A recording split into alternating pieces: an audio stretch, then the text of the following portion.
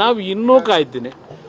ಈಗ ಇಲ್ಲಿವರೆಗೆ ಒಂದು ನಿಮಿಷ 2 ಪತ್ರ ಬರೆದಿದ್ದೇನೆ.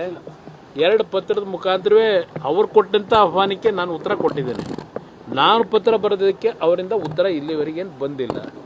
ಬಂದು ಅವರೇನಾದರೂ ಜನಗಳ ಮಧ್ಯಕ್ಕೆ ಬಂದು ರೈತರ ಜೊತೆಲಿ ಕೂತು ಚರ್ಚೆ ಮಾಡೋದಾದರೆ ನಂದೇನು ಅಬ್ಜೆಕ್ಷನ್ ಇಲ್ಲ, ನಾನು ಬರಲಿಕ್ಕೆ ತಯಾರಾಗಿದ್ದೀನಿ ರೈತರ ಜೊತೆ. ಆದರೆ ನೆನ್ನೆ ದಿನ ಯಾವ ರೀತಿ ಘಟನೆ ನಡೆದಿದೆಯಲ್ಲ,